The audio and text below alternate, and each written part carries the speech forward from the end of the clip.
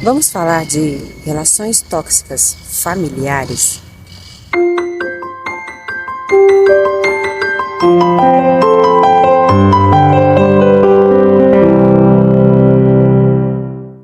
Em um vídeo que eu fiz logo no início do canal, eu estava falando sobre outro assunto, que agora eu não me recordo, mas eu recordo que eu pincelei sobre a questão de relações tóxicas familiares e disse que quando eu me sentisse pronta, eu traria esse assunto novamente aqui e falaria um pouco mais. Eu estava ontem stalkeando o TikTok e eu sigo o comediante Paulo Vieira e apareceu um shortzinho dele falando sobre isso, sobre a obrigação de se conviver com a nossa família de sangue. E ele falou coisas com muita propriedade que eu aderi para minha vida e que fez muito sentido para mim. E eu espero que possa fazer sentido para você também. Eu vivi uma relação tóxica durante anos com a minha família, de laço sanguíneo. Com minha mãe, com meu pai, com meus irmãos. Eu abdiquei da minha vida, eu abri mão de carreira, de sonhos, para fazer dar certo o meu laço familiar. E eu sofri muito com isso. Mas por que eu fiz isso? Porque durante anos foi alimentado na minha cabeça, socialmente, de que a família, o pai, a mãe que te gerou, você tem obrigações com ele. E depois, religiosamente, isso foi se abrindo para mim. Em determinado momento, me veio o seguinte esclarecimento. Você está na família que você deveria estar. Você reencarnou, para quem acredita, eu acredito, você reencarnou junto com esses familiares porque você tem algo a se resolver com eles. E isso, gente, quando se fala que tem algo a se resolver, necessariamente não é algo ruim. Às vezes algum dos seus familiares está com você para te ajudar a passar por aquilo que você tem que passar. A gente sempre imagina que eu tô com essa família porque eu tenho que pagar karma. Sim, na grande maioria das pessoas que vão conviver com você é isso. Mas às vezes alguma delas estão ali, ela não tem karma com você, é um espírito afim, é alguém com quem você já teve relações excelentes em outras existências e veio nessa família como um pai, como uma mãe, como um irmão, justamente para te dar o suporte para você dar conta do que você precisa fazer. E aí, quando eu cheguei nesse determinado momento da minha vida, que eu me deparei com essa situação de que eu estava na família que eu deveria estar, com certeza, eu pedi para nascer com aquelas pessoas, eu aceitei, se eu não pedi, eu aceitei nascer com aquelas pessoas, assim como elas, quando estavam ainda no plano espiritual, aceitaram vir comigo para cumprir algo, para resolver algo, para encerrar algo de outras existências. Mas existe uma vírgula nessa história que poucas pessoas falam. Mesmo que você tenha uma trajetória para cumprir com essas pessoas, você não pode passar uma existência inteira sofrendo, passando dificuldades, sendo humilhado, sendo rejeitado por essas pessoas, com a ideia de que eles são meus parentes de laço sanguíneo e eu devo respeito, como algumas religiões pregam, e preciso estar com eles, eu não posso abandonar eles, mesmo que, na grande maioria das vezes, desse tipo de relacionamento, você já foi abandonado, emocionalmente, muitas vezes até fisicamente, ou quando se sustenta na ideia de que, não, se você tem que pagar esse karma, você não pode, você tem que ficar ali até a última gota de sangue escorrer. E não é bem assim. Se a gente for pegar, inclusive, o maior guia de todos os tempos para a maioria das religiões, que foi Jesus Cristo, ele, em determinado momento da Bíblia, eu não vou saber falar a passagem como ele falou, porque eu já li a Bíblia toda várias vezes, já estudei a Bíblia em alguns momentos da minha vida, e eu guardei os ensinamentos. Não guardei exatamente qual capítulo, como foi falado, eu guardei o ensinamento que ele deu, que eu acho que é o mais importante. Decorar não faz sentido. Nesses casos, não. Você tem que entender, você tem que enraizar para viver aquilo. E eu enraizei a seguinte passagem que para esse tema de hoje faz muito sentido. Em algum momento, Jesus vira para um dos discípulos que quer seguir ele, mas ainda está na dúvida porque tem riquezas, tem um reino, tem muita coisa que ele vai ter que deixar para trás para seguir Jesus. E ele fala: largue pai, mãe, filhos, dinheiro e me siga. Para um dos discípulos. E em outro momento, ele fala que alguém interroga ele sobre Maria, sobre a família dele. E ele fala: minha família são aqueles que estão comigo. São aqueles que estão na minha jornada, me acompanhando. E o que eu quero dizer com isso? Se ele é o maior orientador, o maior guia pra gente, de como a gente tem que viver, de como é esse amor que a gente precisa sentir pelos outros. Mas antes de tudo, ele sempre diz: amai a si, aos outros, como a si mesmo. Como que eu vou permitir permanecer numa família só porque ela é biológica, quando essa família me faz mal? Quando essa família me humilha, me despreza, me usa. E aí, gente, a gente está falando de um tema que é um tanto complexo. Porque muitas pessoas, às vezes, vão olhar para essa situação e vão falar: ah, tá, ok, a família, você tem um pai que te bate, ou que, enfim, faz outras coisas que eu nem gosto de mencionar, nem consigo imaginar um ser humano que consiga fazer isso, mas enfim, vocês entenderam. Ah, você tem uma mãe que é assim, que é assado, que faz isso, que faz aquilo. E aí nós estamos pensando na coisa drástica, na coisa radical, na coisa do... sabe? Só que eu não vivi isso. Eu não tive um pai que me batia, muito pelo contrário. Eu fui uma criança que praticamente não sofri traumas físicos dentro da minha família. Meu pai e a mãe meu pai nunca me bateu. Meu pai nunca encostou a mão em mim.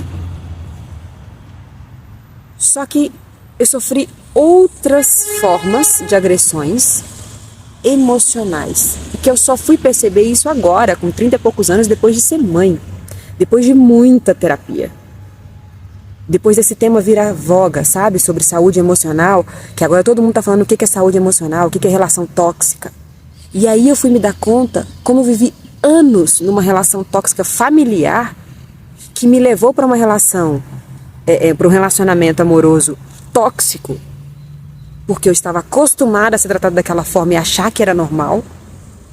E olha, tá vendo as consequências do que a tua família pode fazer com você, sem que você perceba. Então, assim, o que eu quero colocar com isso? Quais foram esses abusos, né, que eu passei e que praticamente desviaram o curso da minha vida durante anos? Ser manipulada emocionalmente.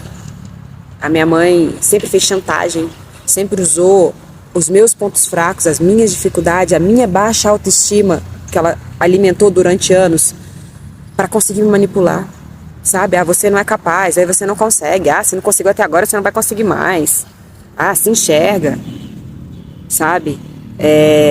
Competir comigo em algumas coisas. Se eu estava interessada numa pessoa, aquela pessoa não serve para você. Olha para aquela pessoa não serve pra você. E aí algumas vezes tentava camuflar: não serve pra você porque você é melhor do que aquela pessoa. Tipo, ela não conseguia perceber os meus sentimentos. Era o que ela queria, era o que ela sentia. E ela manipulava emocionalmente para que eu fizesse aquilo que ela queria. Da forma, no momento que ela queria. Ah, se você... uma situação bem drástica assim, que aconteceu na minha vida.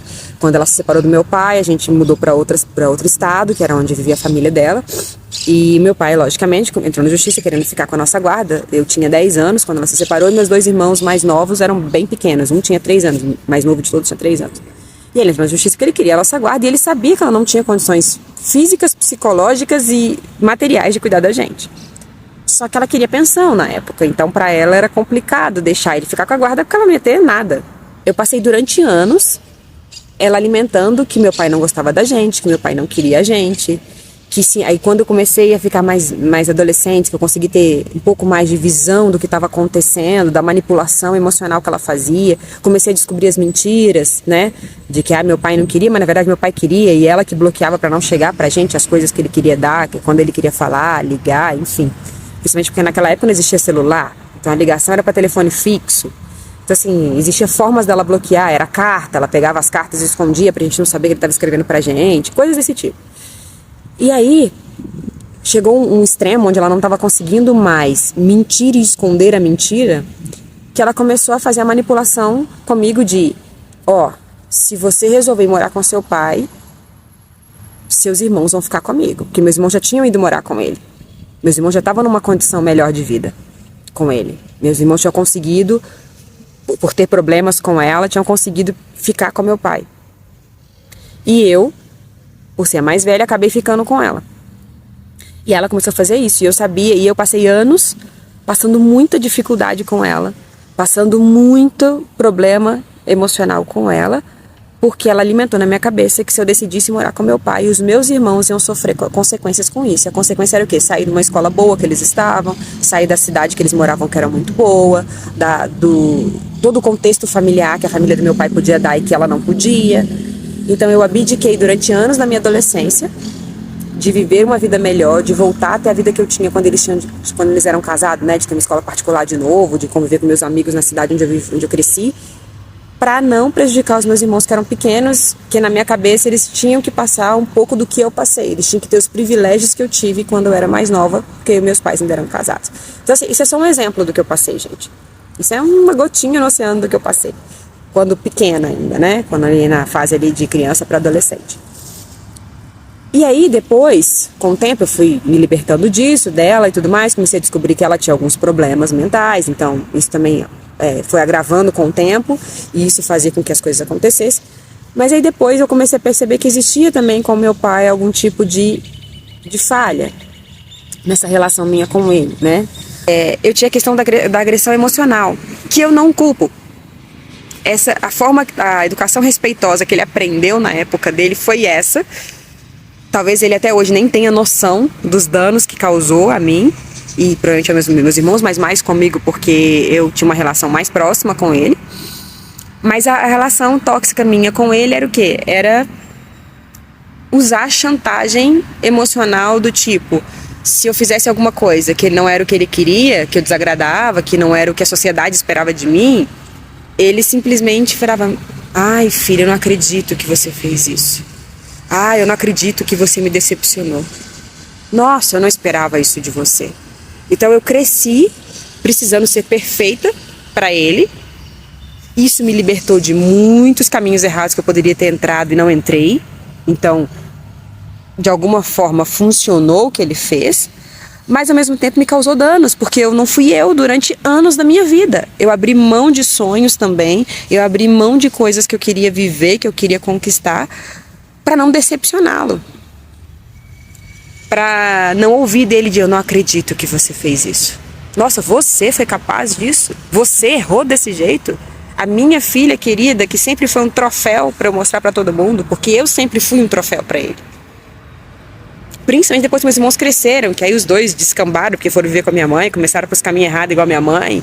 E eu fiquei como um exemplo da família. Então eu fui a única que seguia os padrões sociais convencionais que eu precisava. Durante muitos anos, praticamente minha vida inteira, eu fui o troféu dele. Só que eu cheguei num momento da minha vida onde eu não devo mais nada para ninguém, eu não tenho que mentir e ocultar mais nada de ninguém. Porque eu me libertei disso, eu me libertei dessa sociedade que te obriga a viver, a fingir para pertencer.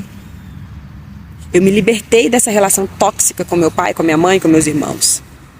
E muita gente vira a cara quando me pergunta, fala, não, eu não tenho uma relação, eu não converso com meu pai, com minha mãe, eu não tenho qualquer relação com eles. Com meu pai, essa libertação, no primeiro momento foi feita de forma bem abrupta, bem dolorida, mas agora, na última vez que a gente se falou, eu abri e falei com ele, olha, de verdade, do jeito que tá a nossa relação não funciona, porque me machuca, me prejudica, e eu acabo refletindo isso na minha filha. E ainda prejudica a minha filha, porque ela espera um avô presente que vai fazer as coisas, não um avô que acha que dinheiro e brinquedos e presentes vão resolver. Ela quer um avô que sente no chão pra brincar. Ela quer um avô que ligue pra ela, não pra mostrar pros outros como ela tá linda e inteligente. Ela quer um avô que ligue pra ela porque tá com saudade de verdade, porque quer saber como foi o dia dela. Então vamos fazer uma coisa que vai ser boa pra você e boa pra mim? Vamos voltar ao que a gente estava antes, sem se falar. Cada um segue sua vida e tá tudo bem. Continuo te amando. O amor que eu sinto pelo meu pai nunca vai acabar. A gratidão que eu tenho por ele, por tudo que ele construiu na minha vida e pela índole que ele me deu, que a minha mãe não seria capaz de me dar. Eu tenho muita gratidão, do fundo do meu coração, e eu tenho certeza que ele tem consciência disso, mas a minha relação de convivência não funciona. A cabeça que eu tenho, as convicções que eu tenho hoje, principalmente depois que aconteceu quando eu saí da casa dele, que eu tenho um outro vídeo, quem não souber, volta lá pra saber, procura aí sobre eu ter pego Covid no parto e depois falando sobre quando eu e meu marido resolvemos botar uma mochila nas costas e seguir o nosso caminho. Então assim, vai lá que você vai conseguir ver esse vídeo e vai entender o contexto. Principalmente depois desse fato, foi onde eu percebi que eu falei, não dá mais. Essa não é a relação que eu quero. Essa não é a vida que eu quero que minha filha conviva. No meio de mentiras, de ostentação, de materialismo, entendeu? E eu não quero mais ser o troféu. Porque no meu primeiro relacionamento, meu primeiro casamento, que deu errado, e aí aconteceram coisas drásticas na minha vida, que aí eu parei de ser um exemplo para a família, mesmo não tendo tido culpa, mesmo as coisas terem saído do controle, que eu também vou fazer um vídeo depois contando exatamente sobre isso, mas ainda esse tema eu preciso ainda de um tempo para entender como eu vou fazer isso, como eu vou falar sobre isso, sabe? Mesmo quando eu deixei de ser o troféu para ele não me abandonou, mas eu já não pertencia mais àquele lugar de a filha exemplar. E por eu não pertencer mais a esse lugar de filha exemplar, então eu já não tinha mais a companhia presente, a confiança dele. Hoje jura que acredita em mim, que sabe que eu não tive culpa, que sabe que o que aconteceu teve a ver com o meu relacionamento, né, com o meu ex-marido, enfim. Mas as atitudes dele não condiziam com isso. E aí ele ainda entrou num relacionamento que acabou de empurrar a ladeira abaixo ele, sabe? Que fez ele realmente totalmente se afastar de mim. E aí naquele momento a terapia me ajudou, e meu marido atual me ajudou muito quando ele entrou na minha vida, a entender que tá tudo bem. É uma escolha que ele fez e eu precisava fazer a escolha por mim, que eu ainda não tinha feito. Eu ainda continuava vivendo em função da minha família, mesmo depois de tudo que tinha acontecido. Eu era quem fazia a família se reunir nos aniversários, porque os irmãos já não se viam, já não se falavam, mal ligava para saber se meu pai estava vivo, sabe? Então, assim, eu sempre fui o elo da família. E o dia que eu escutei da minha terapeuta, e meu marido, né, me ajudou a entender, de falar assim, para de ligar, para de marcar os aniversários, deixa eu ver se eles vão dar conta de fazer isso. A família acabou. A família perfeita de churrasco de domingo, de natais felizes com a casa cheia, acabou. Porque não tinha mais a Maju para intermediar as brigas, para convencer o irmão que não falava com outro irmão ou com o pai a ir só para poder parecer para todo mundo que estava tudo bem. Isso é uma relação tóxica, gente. Por mais que não pareça, porque a sociedade coloca que isso é o certo, não é. Isso não é saudável. Você viver para mostrar para os outros que você está bem quando você não está. Você abdicar da tua felicidade, da tua vida, para fazer a família dar certo. Você não ter a sua família. Eu durante anos não construí a minha família porque eu precisava cuidar da família que eu nasci.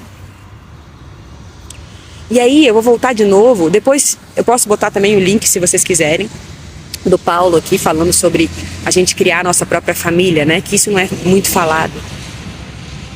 Quando eu decidi criar minha própria família com o marido que eu escolhi, que eu resolvi ter a minha filha, finalmente consegui ter minha filha, e que eu resolvi qual era a vida que eu queria ter, como ela seria, nossa, como eu fui criticada, como eu ainda sou, né? Eu acredito que eu ainda sou assunto nas rodinhas da família, porque eu desapareci, então provavelmente eu ainda sou assunto nas rodinhas, né? Que ninguém sabe meu paradeiro, ninguém sabe como eu tô, se eu tô bem, se eu tô mal, se eu tô passando dificuldade, se eu tô rica, o que tá acontecendo. E nem faço questão que saiba.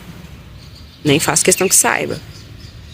Quando eu resolvi viver as minhas convicções, o meu destino, as minhas emoções, nossa, isso é libertador. É libertador você viver do lado da pessoa que você escolheu para viver. Você viver a vida que você acredita que é para você. Eu nunca me senti tão livre. Eu nunca me senti tão bem, emocionalmente, fisicamente. Eu me libertei da sociedade. Eu me libertei das convicções religiosas. Me permiti ser quem eu queria ser, da maneira que eu queria ser.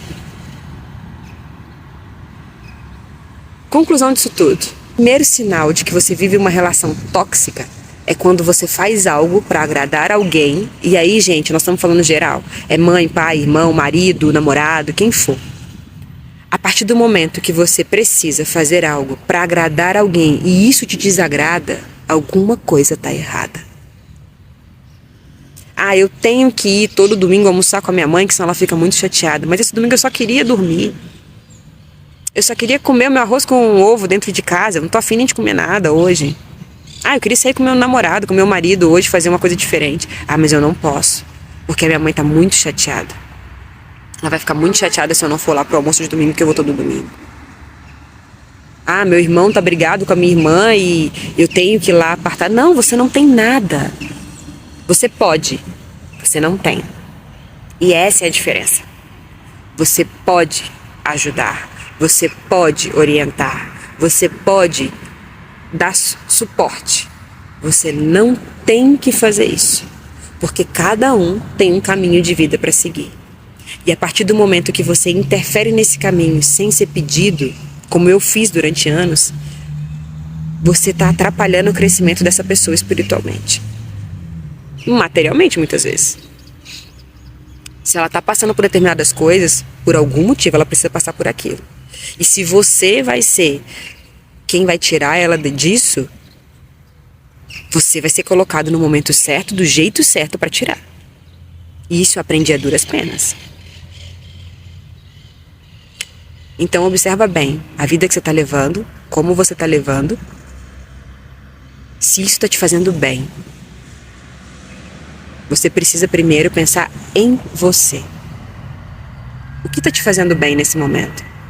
Se você está gostando dos conteúdos que eu estou postando, segue a gente aqui nessa rede, na rede vizinha tem os shorts, né? Tem uns curtinhos, que algumas são pedaços desses vídeos maiores, mas eu coloco coisas extras lá, coloco um pouco da minha rotina, algumas dicas. Agora eu comecei a postar um pouco mais sobre o que eu estou trabalhando no momento, sobre meu projeto de vida agora, né?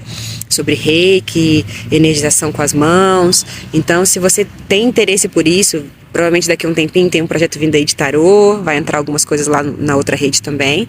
Então, se você curte esse tipo de coisa, esse tipo de conteúdo, segue a gente lá também, compartilha com aquelas pessoas que você sabe que curte e coloca aqui nos comentários para mim ou lá qual assunto você quer saber. Espero vocês no próximo vídeo.